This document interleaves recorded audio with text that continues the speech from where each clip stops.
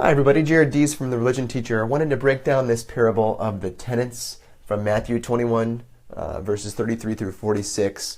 One of the few parables in which it's very clear who's who in the parable. In fact, it even says that the Pharisees and the chief priests heard the parable and they knew it was about them.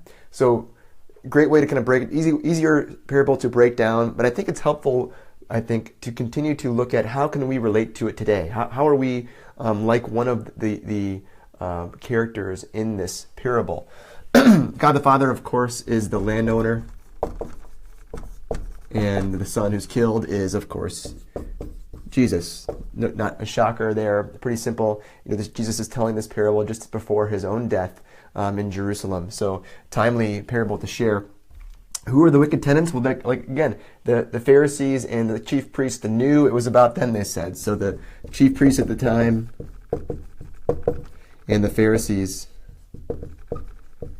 are specifically being talked about in this parable. But I think we can draw connections to our own life as well, and in the fear of becoming like them, who are not bearing fruit, who are rejecting servants that are being sent.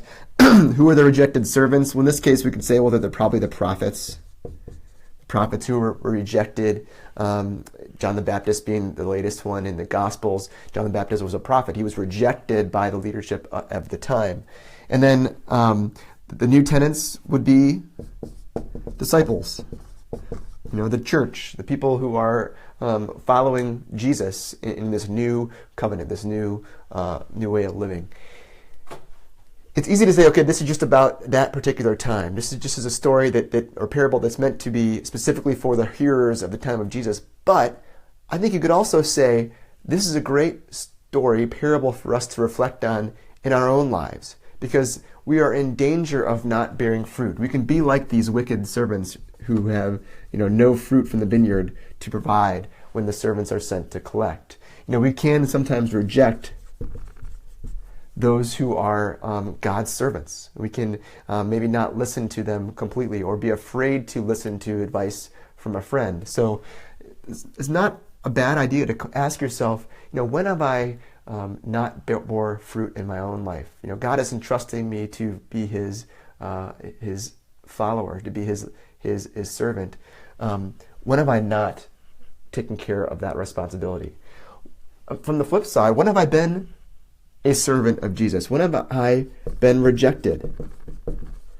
When have I gone out and preached the good news? When have I felt that pressure of living what I'm supposed to live, but feeling rejection by others?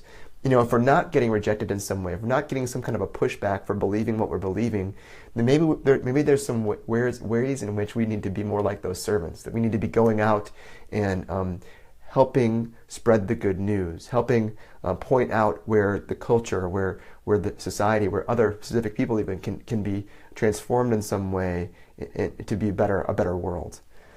And finally, they're not really in the story, but it talks about in the parable the new tenants that will be given the land. When are we going to be bearing fruit? This is a positive thing to ask, but when am I bearing fruit today? If I'm the disciples in this, the new tenants here, what is the fruit that I'm bearing in my own life? What is the gift that I can give back to God in the way in which I have served Him as His tenants in this world? So, wonderful, I think, parable to think about in terms of our own lives, but also, historically, what was Jesus talking about at the time? But don't get caught up in just what Jesus was saying specifically to that group. We need to ask ourselves, am I bearing fruit or not? Am I rejecting God's servants, or am I being one of His servants that are willing to be rejected by others? So, hope that's helpful. Go make disciples. God bless.